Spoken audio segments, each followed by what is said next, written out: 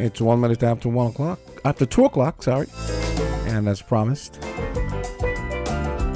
WINNMedia is pleased to bring you a Law Week 2023 panel discussion on custody and access to children. And the three panelists are Hasani McDonald, attorney at law, Troy Watson, probation and child protection officer, and Sherry-Ann Liburd Charles. She's also an attorney.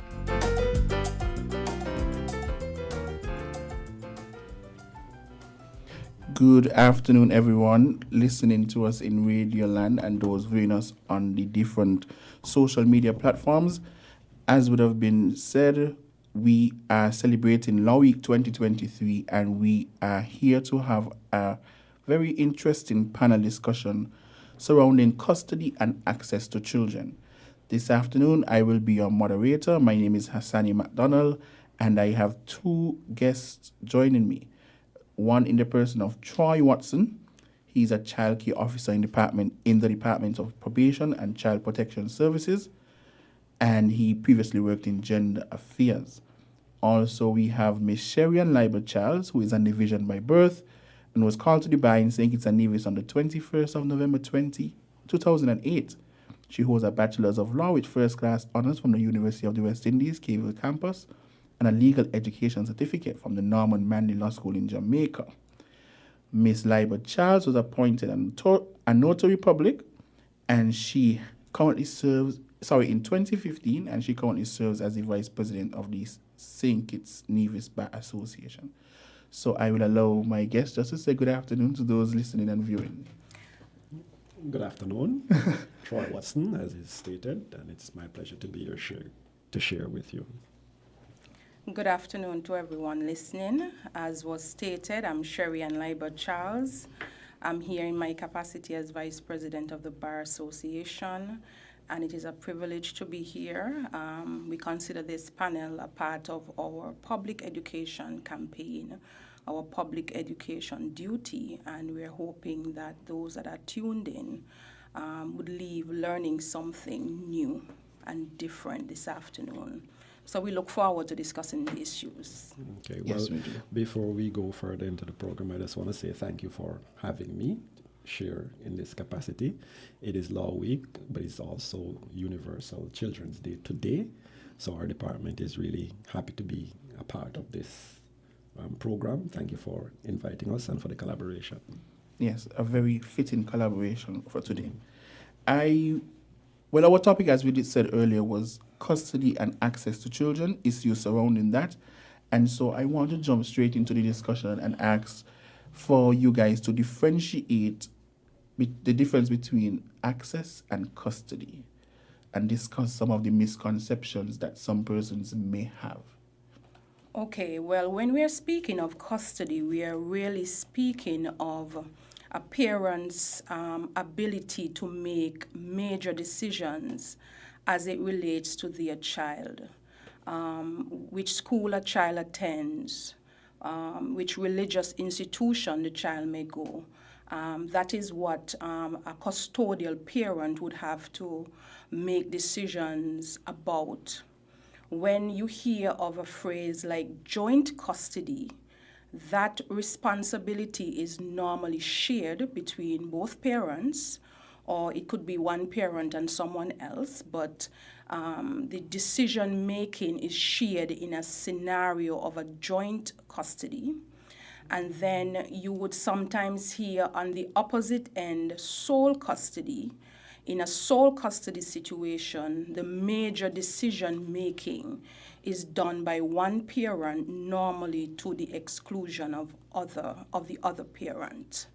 There are other phrases that you'd hear as we go along.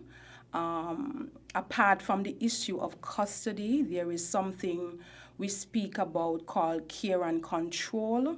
That is just simply the person or parent that the child lives with, or the parent that has the day-to-day access or day-to-day care and control of the child. And once you have someone with care and control, then the issue of access of the other parent would arise. So I'm trying to keep it as simple as possible. But I guess, Mr. Watson, if you can add anything. Well, The simplest expression of custody is the person who is the holder of the child or the children. If the relationship is good and the parents are living together, then there is no issue because they're living in the same house or they're under the same roof.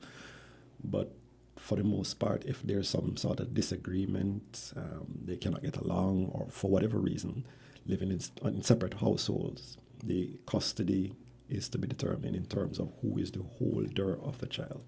Usually, our department would prefer if they can agree on it before it reaches to council or to the court. But to deal with custody is a ticklish issue.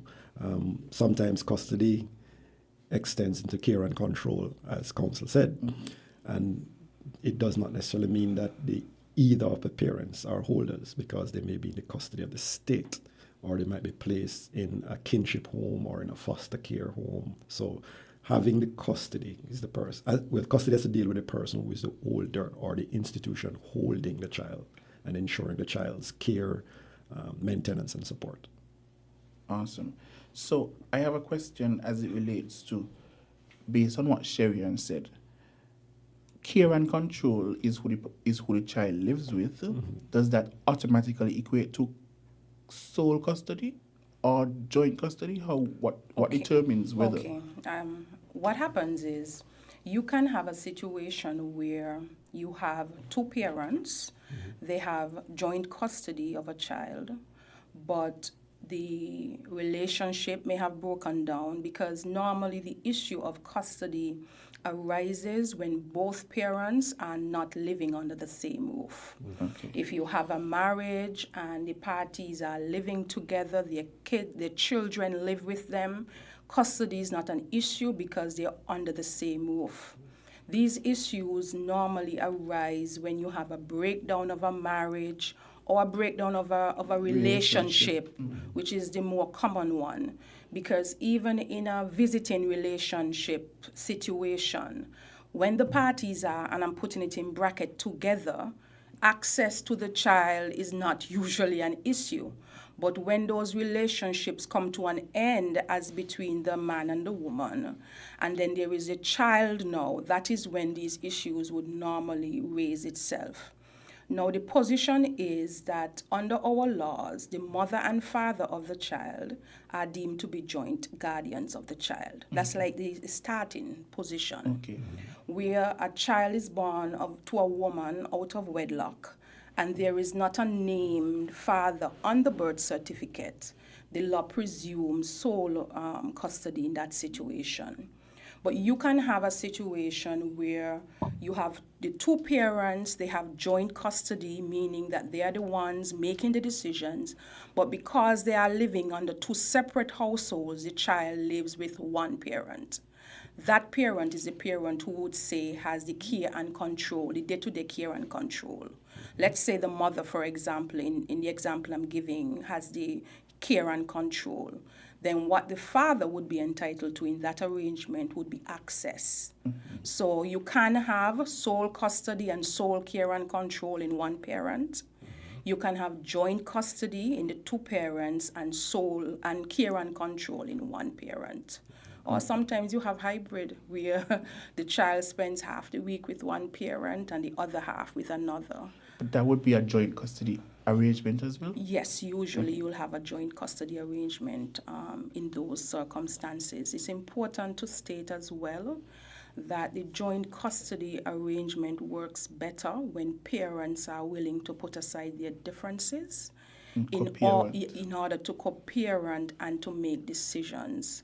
You find in a lot of the cases that come before the court, it is the inability of the parents to put aside personal differences, not even, let's say, differences relating to the child so much. Personal differences, why you find there is a lot of breakdown on this issue. So yes, there is no fixed scenario. All of those that I just discussed are possibilities. Mr. Watson? And then some. The truth is, it is always because of some breakdown, disintegration in the relationship. And to be polite, we're asking or saying it because people say, we want to say, put aside their personal differences. Sometimes the grievance is such that it has, as Sharon would have said, It has nothing whatsoever to do with the child or the care of the child, but the child is used as a tool to get back at the other person. And sometimes we have had the situation in our department where it is a matter of someone moving on or establishing another relationship, and that now creates a problem for the person who feels slighted or rejected and whatever else may come with it. I mean, I've only been in practice for 1 year, but I've already seen some of the scenarios played out before me, so I understand exactly what you mean. And I like to understand exactly what you're saying when you advocate for that joint custody be the arrangement that is selected by both parents. So I want to jump to the next question for you to explain some of the factors that are considered when determining custody arrangements. Just some of the things that the court will consider. Okay, well, even before we get to a court, I always advise parents that it is better that they come to the table, have a discussion, and make their own arrangements. The court is not necessarily always your first stop. At the end of the day, in most of the scenarios that go to court, you have a win-lose situation. Somebody might get what they want, the other person probably won't, or the order may not even be something that both sides are happy about. So as a starting point for me, my first port of call is to see whether or not these two parents can come up with something that could work for their family, rather than going to the court as a first step, because it is better that you decide how it works in relation to your child than a court determining it for you. So for me, I try to get a buy-in from the parents in that regard. Before you move on, what would you say to persons who believe that the agreement will be reneged upon once there is some once they hit some turmoil? Okay, well, the thing How do you comfort that person or assure that person that this is indeed the best step to take? Okay, well, you see, in our profession, we don't always go on word of mouth. Okay. So if it is the parties have come to an agreement in principle as to, what arrangements they want for the child, we usually reduce that into writing so that there is an agreement between the parties, and within that you build into that a structure for disagreements, differences, changes of circumstances. One of the things that I'm thinking of readily that can be done in a very easy way. You have a situation where your agreement says that if there is a dispute, you are referred to mediation, and you have a mediator that deals with whatever it is. Because normally, honestly, sometimes a problem presents itself, but the problem is not really the problem. It is something behind of that is triggering or causing what is the behavior. And so you find that sometimes a mediation scenario is a better scenario to deal with it, because sometimes when you rush to court with these matters, you hear your client saying, I want to talk. Yes. They really just want to get whatever it is off the chest. Honestly, I've seen it. They want to get what it is off of their chest, so they are trying to take, your role, really. But if you're in a mediation setting, you have the confidentiality, and you're able to express and speak about things that you may not want to say in an open court. So I find that, yes, you can have situations where you have an agreement and somebody reneges, but you can building into the agreement protections and safeguards. And if a parent, let's say, willfully refuses to honor their own agreement, that is a good basis for you to go to go forward to court to say, yes, we had this agreement, I was willing to do this, but this is what the other party has done. To me, you even make yourself look better in the process, rather than taking, you're straight into court. In a scenario where you are before the court, there is no one-size-fits-all approach that the court takes. It is always what is in the best interest of the child. Right. And sometimes parents may not like it, but what is in the best interest of the child may not align with what you think or what you want.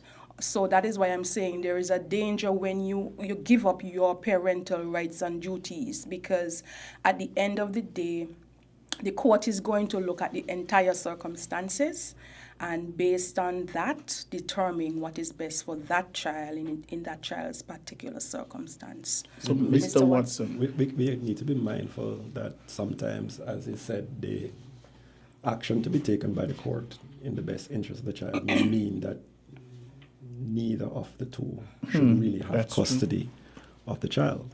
I want to go back to something that Counsel said. Counsel Sherry, and I heard you say something to the effect that court is not the best place to start with sometimes. You do remember that you're part of the legal fraternity and the Bar Association. You're saying that we should not go to the lawyer first. Because nobody wins, because only the lawyers win. No, that's That's not what I'm saying. No. Right. I'm just being facetious. Yes. But at the same time, I'm saying if I can sit down with my partner and to discuss an issue. A lot of the time, you need the intervention of the lawyer to keep it at bay. No, you're selling the legal thing now. Yes. Yes, because usually they come, and I'm speaking and saying we, because usually they come to the office for the consultation and I want to court. Yes. I want to court, I want to order. And it's just like sometimes you have to calm them down and say that, court can be a very timely process. That's to begin with. Right. And they think that it's a snap of the finger.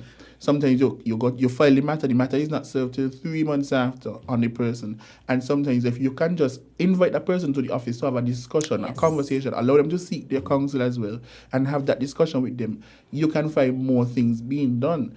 And as I was mentioning earlier, there are some persons who don't trust that process of, we're going to sign this agreement. Because at the end of the day, if you renege on the agreement and we go to mediation, you could still say, and doing what you agree to do, then you still have to reach the court. And some persons will be like, well, let me skip that process. Of course, you would have done your part to advise them to say, well, let's try this first, and then we could proceed to court if this fails. But some of them say, let's jump over this process and go straight to court. I want to emphasize two things as it relates to that. One, taking the route of discussing it before going to court. Yes.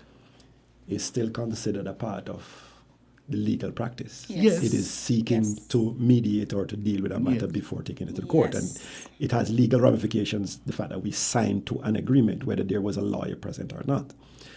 The important thing now, the second part, is the lawyer coming into it is when you find that people want to vent, as you say, or to express themselves, and at times they're more wrapped up in the emotionalism and the emotions of the situation and not seeing the logic, the legal ramification and other things. So this is where counsel comes in, and it's important to have a lawyer represent you in those situations, because in as much as you want to express yourself, going to court and just saying any old thing is not beneficial to the case. It might disprove rather than to prove your point. And sometimes it does not touch on concern the issue of access or the issue of custody, but I just feel like you didn't be this wrong, and I want the world to know this is what you're doing wrong. Yes, so when I did speak, I was speaking in the context when they do come to your office and say, let's go to court. Yes. No, I just don't want your association to chew you up. And I appreciate the opportunity to clarify. I do. Another thing as well is that Hasani touched on the fact that the court's system is a process. And a lot of the times when we're looking at issues relating to children, whether it is maintenance, whether it is custody, we have to take into account sometimes the child's sense of time. And let's say a father, for example, has been denied access to their child. And you take it to your lawyer files the matter in court, and it doesn't come up for 6 months.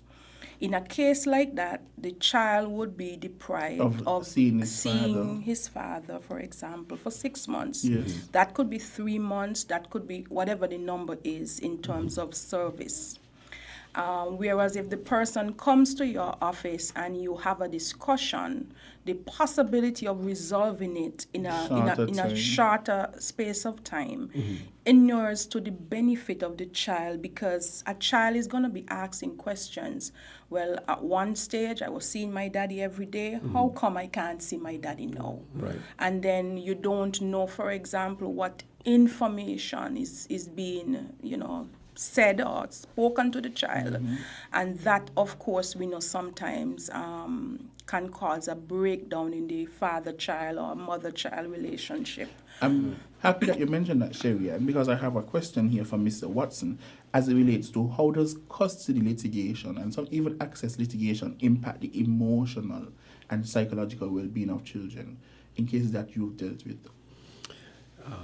Thank you for the question. It sounds as if I am supposed to respond as if I am a psychologist. But you see, in your experience. Okay. In our experience, it will definitely, any disagreement between parents automatically will affect any child and children. The magnitude of it, we may not be able to ascertain necessarily within the department, but we would have had cases where we'd have to send the child or children to seek counseling to deal with the trauma of the separation or the disagreement between the parents. They may have witnessed a fight, because sometimes it can become real physical.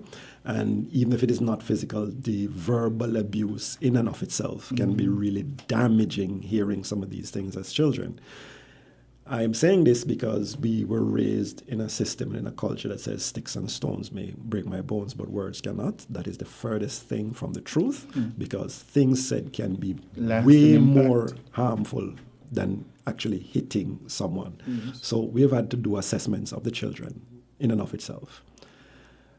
Further to it, we can look at it in terms of the ongoing feud between them and not realizing that a child is being deprived of something while they air the laundry out in public, or even taking the matter to court. And the court may act sometimes in such ways that not even the interest of the child is served.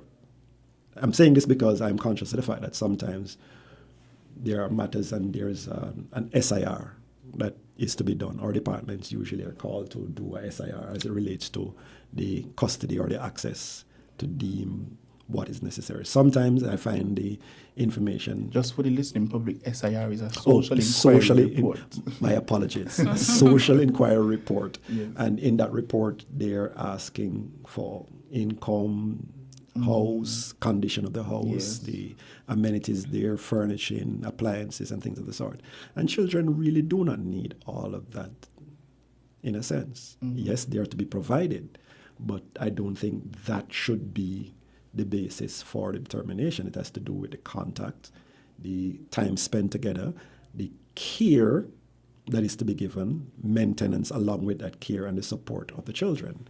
And it is rather difficult to put all of that in one report, to really deal with the children. With that, I want to say sometimes persons act in such ways as to behave as if they're entitled to, and how they want to win over someone in the interview is to present themselves as saying, well, I have more money, I have a better job, I have a bigger house, a cleaner space. And one of the things I usually do is to remind them that, yes, that may be the case, but poverty is not a crime. Children are to be cared for in every situation, and caring for is not reduced to money. Yes. It's not reduced to who has more. It has to do with who has the best interest of the child and who interacts better with the child, because the child should be able to have a natural bond to the parent who has custody of the child. Yes, I understand that. I also want to ask, what weight is placed on the child's voice in determining any custody arrangement? Oh, wow. Counsel, you're going to have to bail me out on this one. But what way the child... I think it has to do with the age of the child at a particular point. At some points, I don't think they interview them. I know what the court will ask for is based on the age of the child, if the child is competent enough to speak to some issues. But on the flip side of that, the older the child becomes, is it necessarily better for the child to speak or worse? That still remains a question for me, because then children are still master manipulators. Yes. So And they may can choose use what they favor and what they want out of a situation to determine who is best to give care and control in that situation. So it is a very because difficult. sometimes the child may choose the father because the father is more lenient. He's never really home, really supervising them, and so they feel like I prefer to live in the situation that with mommy, who may be bashing me more, disciplining me, has a stern approach to disciplining. For the most part, yes. For the most part, yes. But at the end of the day, they're seeking to gain an advantage. And children will also use parents against parents. Yes. Well, I think I'll jump in here to say that in terms of our laws, a child's view is important. So when it comes to cases of custody and access, the law specifically provides that a child's view should be taken into account. Now, how that is done would be a matter for the court, because you may have cases where the child's view is heard, let's say, through a social worker who may have interviewed the child, and the child would have said certain things to that worker.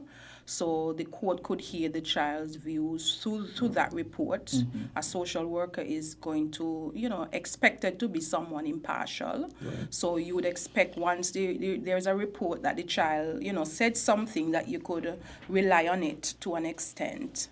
If the child is of, sufficient maturity, then sometimes the court would speak to the child directly to get a sense of their views. But the important point is, although the child's views has to be taken into account, it is never decisive. Like, it's not a situation where the child says, I want to live with my dad, and full stop, that's the end of it. The child wants to go with daddy, so the child goes with daddy.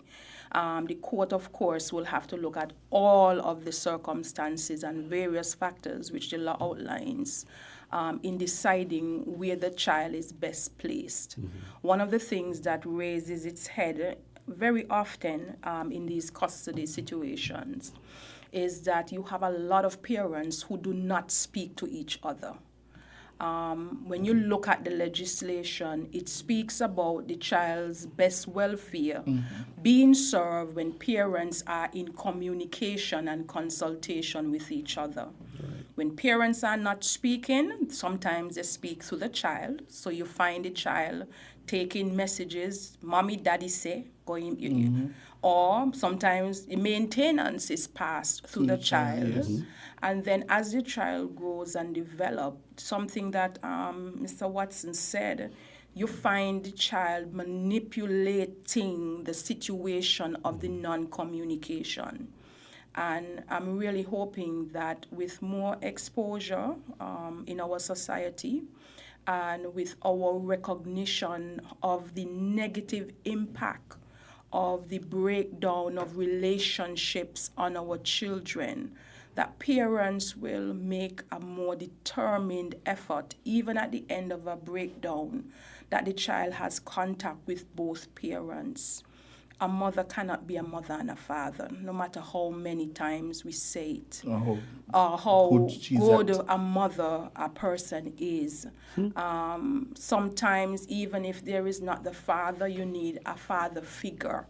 And so what I'm saying is that sometimes you have cases where fathers are trying, they are really looking out for their children, and sometimes the mothers are just blocking and blocking and blocking. And at the end of the day, the child is the one that is suffering. So one of the important things, I think, is that adult parents cannot be raising a child and not communicating, even if it's just a WhatsApp message or something. I find it to be inexcusable that you're just not going to speak to each other. And so the child moves school, nothing is said. The child moves residence, nothing is said. People are hearing from other persons on the street that their child lives in Nevis as opposed to St. Kitts, things like that. I mean, it's the reality of a lot of parents that after the relationship has deteriorated, they're blocked on WhatsApp, they're blocked on all social media accounts, and it's just like, how do you communicate about your child to this other person? Like, Well, that is it. If it is the relationship ends and there is nothing left, fine. I could see you blocking them on every media outlet. But if with there is a child child involved, involved, yes. that is a very, very different situation. Yes. And at the end of the day, even when, sometimes you have both parties may have an attorney and they want the attorney to do the communication when it comes to things that are not even, litigious. Yes. You want to take your child to the movies. It's not the lawyer to pick up the phone and call and say that. So I'm just saying I've noticed that the complete and total breakdown in communication is what causes a lot of matters to escalate to the court when they really ought not to go there. I'm not saying that there aren't genuine cases where it has to go there, but I'm just saying that in a lot of the cases, a little communication would solve a lot. It begs the question as to whether or not there was communication there in the first place. And it calls, well, to my mind, I question the maturity of persons who behave like that. It seems as if sense and sensibility goes through the door when there is a disagreement or the relationship has gone south. Just to give another scenario situation, imagine the breakdown of a relationship or parents sharing a child and they're not communicating with each other, and the child needs medication and they're changing residence for the weekend. So you have access for the weekend, but we don't talk. And the child is in need of medication. Let's just say the child was medicated and nothing was communicated. And now you're seeing the child still exhibiting symptoms of the illness, and you're now going to medicate the child. And there is no communication between when the was parents. the last time So the the, child? so the child now is going to suffer, Overdose. and it may be a life-threatening situation because parents who should naturally be just sharing basic information from basic courtesy are not saying anything at all to each other. And they expect the child to take on the adult role by saying, yes, daddy or mommy gave me medication. The child is not going to remember all of that. So we appeal to parents to act in the best interest of their children, communicate with each other. Even if it's just to send a simple message. This morning, Hasani was not feeling well. I gave him this at this time. So he has to wait 6 to 8 hours. Please monitor. And if there's anything else, I can give you some information. It takes nothing out of us just to be courteous and to pass basic information. So on that issue of communication, how do you think parents can work towards an amicable resolution while ensuring the child's well-being? What are some of the tips and tricks you would offer to parents? Get a mutual person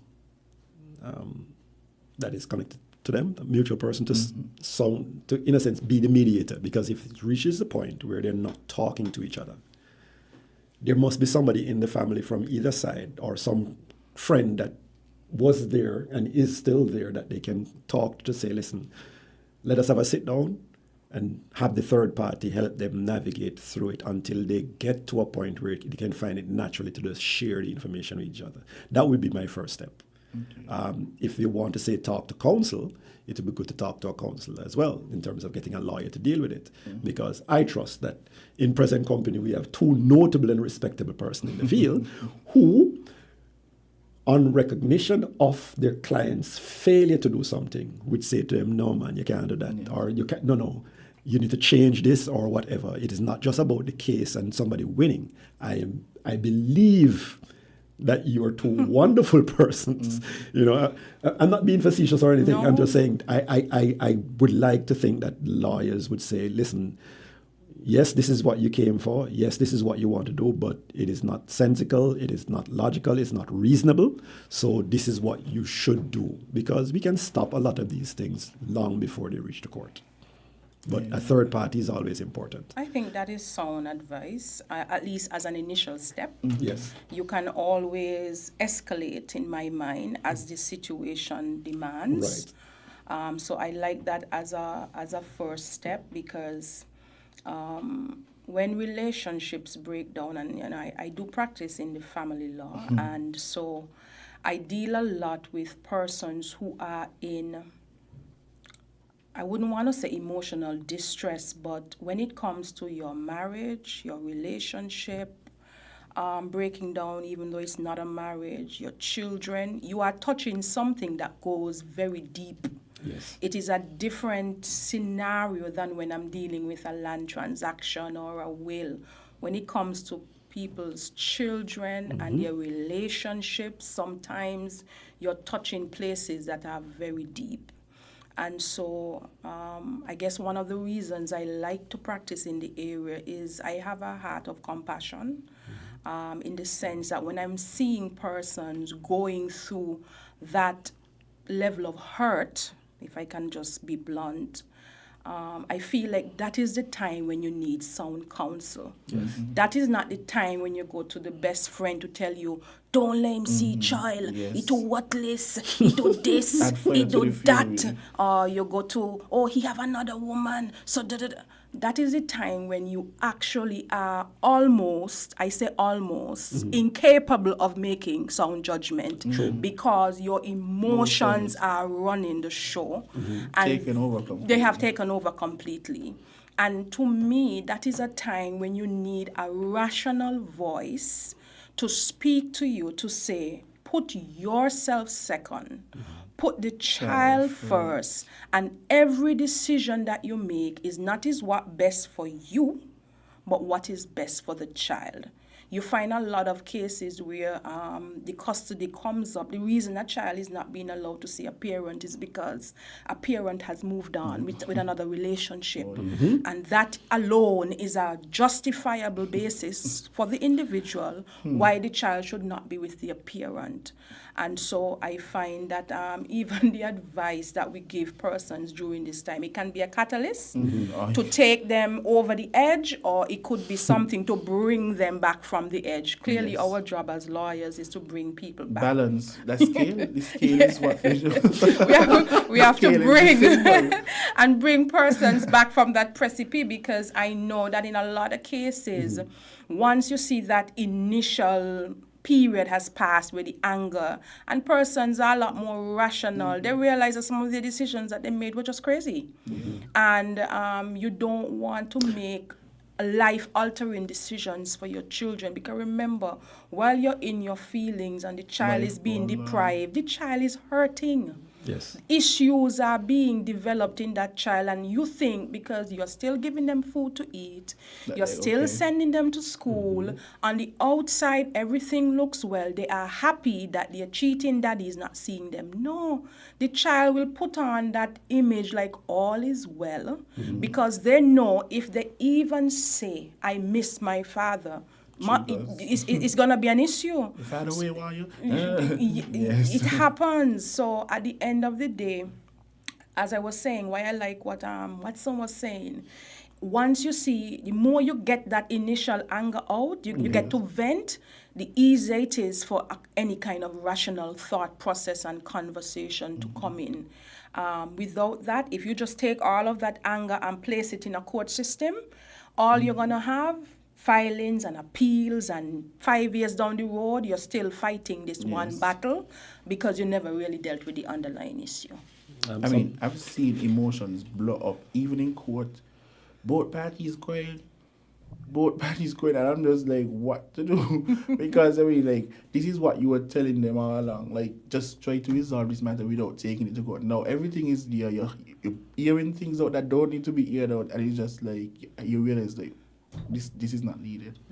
You know, one of the things that we could do to help them in that state as well is to repeat what they said to them, because I don't think they're hearing themselves say. And then when they finally hear what they said, it is almost like excitable utterance. You keep note of it and just repeat it back to them. You may not repeat it immediately, but just say, okay, so what I heard you saying is, and did you really mean this? And get them to a point of understanding. You said that, and is that truthful? And we have this way as well. Yeah, maybe it's a Caribbean thing where we try to go to extreme, and we keep using extreme words like always, never, and never, and these sort of terms, and it's not fair. And the children are hearing, they're picking up the patterns. They're very listen. Children can see a hypocrite from a mile off.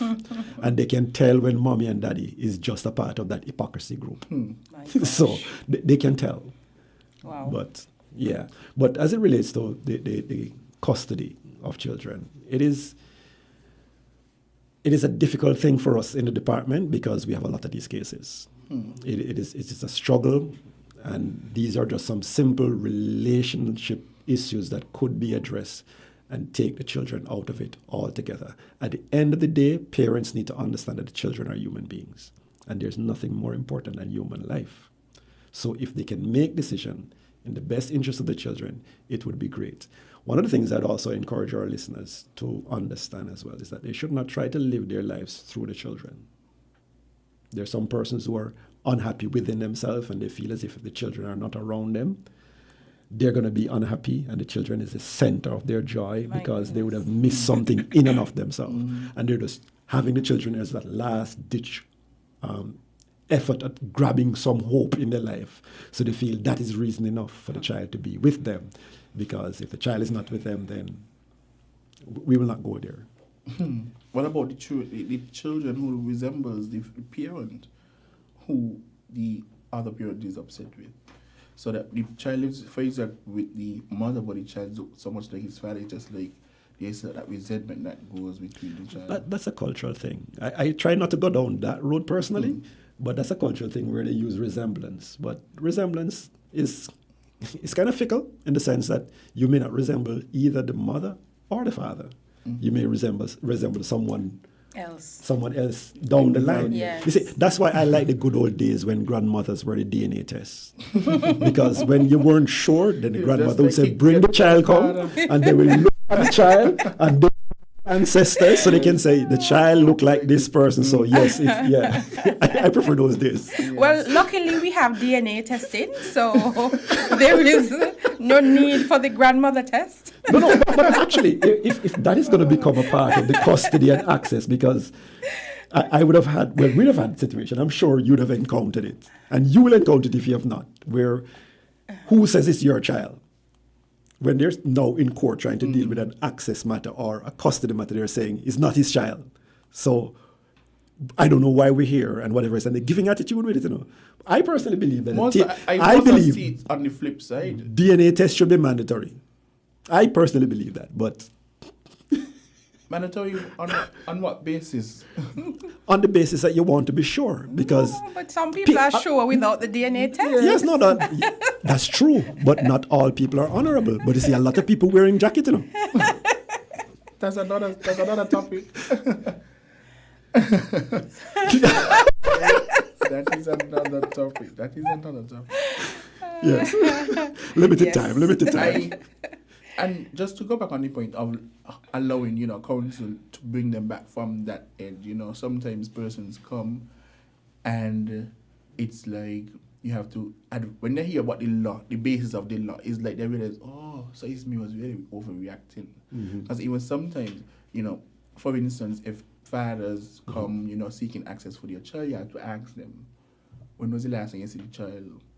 How often have you seen the child in the last 3 days? Because then you have to know established for the court that there was a willful refusal or there was that withholding of the child from you, and that is what you're here before the court.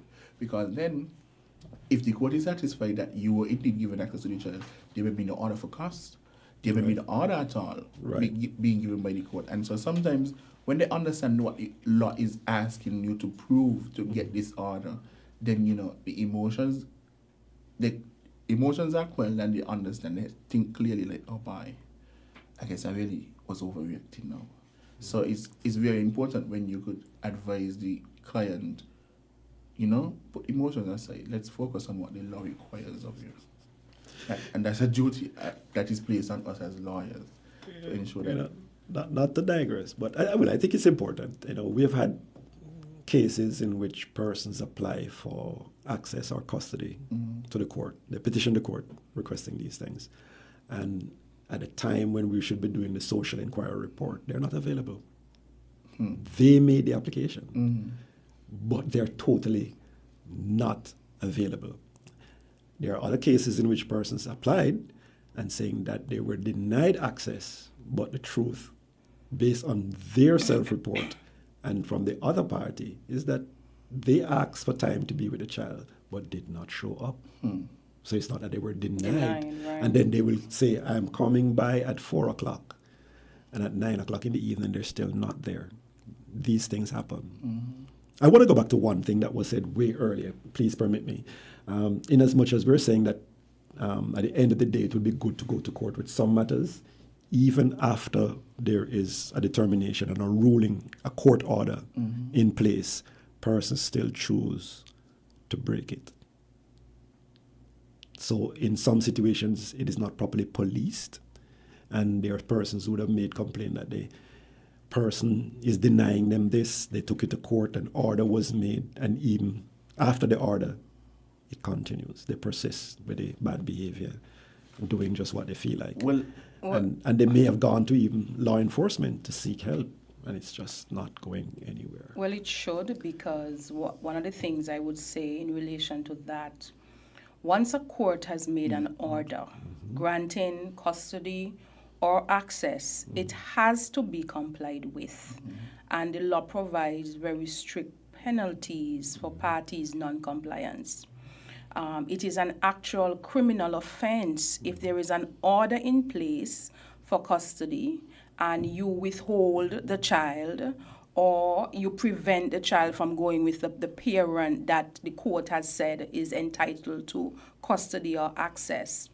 And I think the legislation specifically empowers your departments, accompanied by a police officer, right. to remove the child so that the order of the court can be complied with. And so, jumping on what you're saying, that is where you find some of the issues arising, where you have orders in place, but persons are determining for themselves, without any applications for variation or anything like that, they are not going to follow the court orders. And we're saying that court orders must be respected, they must be obeyed. And it is no answer to say, which is what I've heard often, he's not supporting the child, so he's not seeing the child. Yes. If there is an order in place for access, whether or not maintenance is being paid, you cannot withhold that access. There's a recourse for you. Yes, you have a recourse for arrears of any maintenance. And then you find you have the other issues arising where you have an order, but in terms of the compliance, in terms of the child is to be picked up at 9 and it's being done at 11, or not on a one-off, okay, had an accident on the road and I really couldn't make it, but as on a habitual basis, that is being disrespected or not honored, or the child is to be collected from the mother's residence, and every time the father goes, the child is by the grandmother or something like that. I'm happy you said it. I just wanted the listening public to be aware, because the orders are very specific, time-specific, and conditional. And if you cannot meet the conditions of the court order, the reasonable thing to do is to take up your telephone and to make a call. Some people want to send a WhatsApp message. Make a call to say, I am running late. Yes. This is what is happening, so please pardon me. I am this, whatever. Because if, for instance, at the time when the order was made, you were usually available for 4 p.m. Right. But then you might have changed job and now you can only come at 6. Just communication alone could solve that. The Right. mother would not, or the father would not have to be there waiting from Right. 4, expecting you at 4. And so I sometimes tell persons that the order of the court, that is the minimum. If after an order for access was made, say for instance every other week, but if you want to send a child every week, that's your prerogative. But the father or whoever has access must at least get the child every other week. That's the minimum. That's the bare minimum. Yes. You see, I'm trying to emphasize and reiterate time and time again the need for communication, because at the end of the day, that is what we need to do. What I think our children need more than anything else in access matters and support matters is seeing parents work together. Yes. And to act in the best interests of the children around them. We have so many issues that we could raise as it relates to the access. One of the things that we need to deal with is, Council Sherian spoke to it, is we were talking before about Yes. entitlement, where the emotionalism comes in, where you feel that because I am a female, This is my child. it's my child. I gave birth to this child. Nobody He never tell me wanted how a to child. word my child. When he pregnant, he didn't support me and whatever else. All of that is irrelevant. Yes. The fact is, if he's been deemed to be the father and is proven to be father and accept responsibility as father, in this situation, the father has just as much right as the mother. And it is not a matter of who is male or female. It's a matter of acting in the best interest of the children. And I will say that the legislation that we have in place concerning custody, it specifically says that none of the parent can claim that they have a greater entitlement because of their gender. So it's basically saying that although contrary to, popular opinion, mothers don't always have an advantage Yes. over a father. And I think the fact that the legislation actually has a section dealing with that is to address that, because it's not just saying I have an entitlement or feeling I have an entitlement. That entitlement normally comes with a certain amount of bad behavior. Right. It's not a matter of like a harmless, I'm the mother.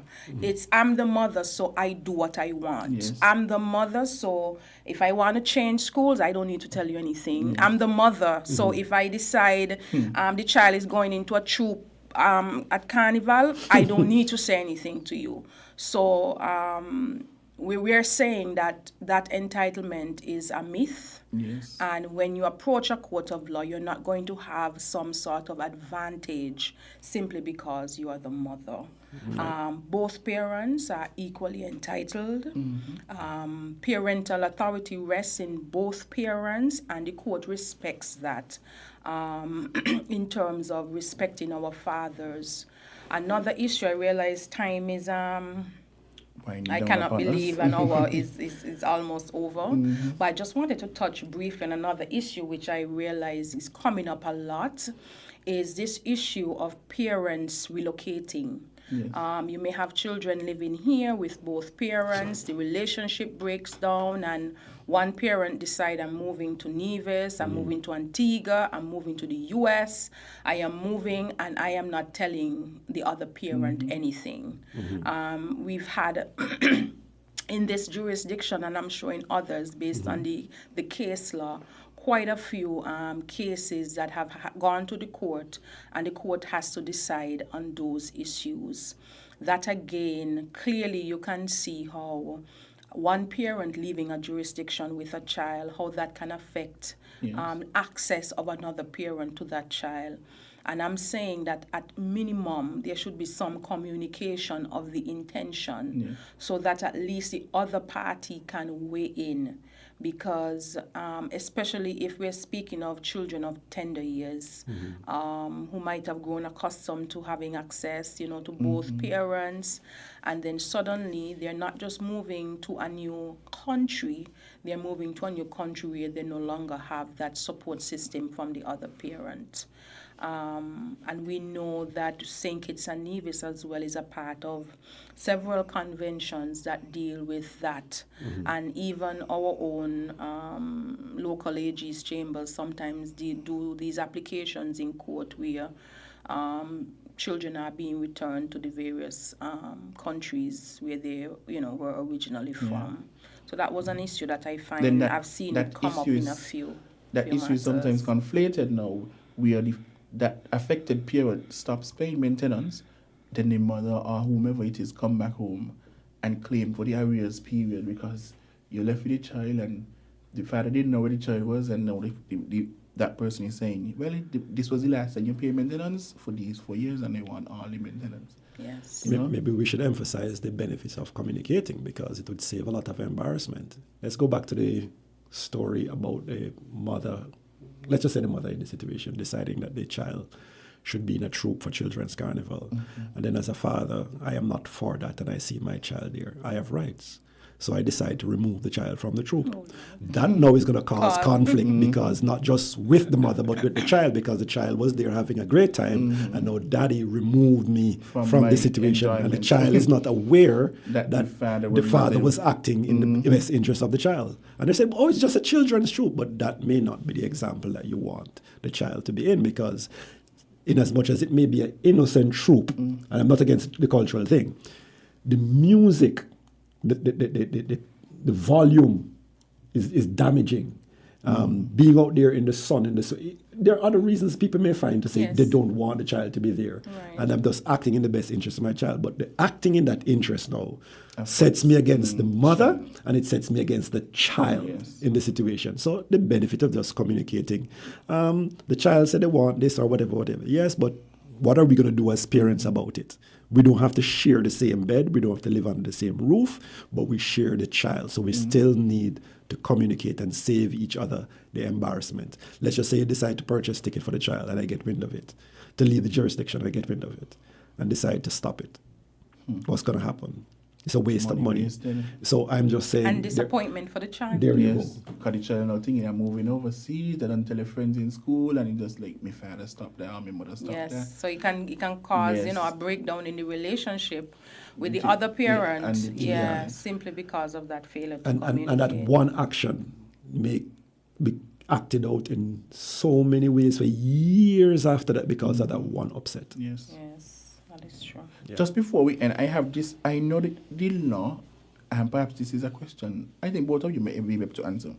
I know currently the law does not allow for mothers to seek an order from the court to mandate that access be given to the father. Is the father who would have to come to the court seeking access? Do you think this should remain as is, or do you think that it should change? Sorry. For my benefit. Okay, so the mother... So what I'm trying to understand, you're saying that the mother is applying to the court to force the father to get access? Yes. Do you think that should be allowed? Because right now, as it is, only fathers can come to the court seeking access. That's not true. Mothers can seek access. Yes. If the child is with the father, the mother can seek access. But if the child is living with the mother, then only the father can get access for that child. So what I'm saying is, for example, if the child is living with the mother, but the father don't come for the child, the father has not made an application for access, but the mother just need the child to have that. So you're forcing the man to be a father. In a sense, that's what the application would do. Do you think that should remain as is, or do you think it should change? Well, first and foremost, I hope that lady is not related to me, because I'd like to have to give her a serious sit down and talk, because you should not force anyone to be actively a part of. But what if she's thinking the father should be a part of the child's life? Yes, but there are other ways to do it. But you go to court to do it. That's what I'm asking. If you think that okay, she should here's have what. Get the third party as usual. We said it earlier. Get the third party to become involved and have the discussion before going to court for that. Because then it seems like you're begging relationship. You're begging. Begging to be involved. I don't think it would be in the best interest of a child to be forced into the company of a dad who doesn't want that child. Right. I could see that causing some serious issues. So I think the law is quite wise. So that the parent who wants it can request it. Right. Okay. Thank you guys very much for the very insightful conversation that we had and discussion that we had surrounding custody, access, and we did touch on a little bit of maintenance for children. Again, to our listening audience, this is one of the activities relating to Law Week 2023, a panel discussion that we just had. Our theme this year for the Law Week is Raising the Bar, Fostering Stronger Bonds in the Legal Community. So look out for the St. Kitts Nevis Bar Association and its activities in the upcoming week. Thank you very much for tuning in, and have a good day. Thank you. Bye-bye.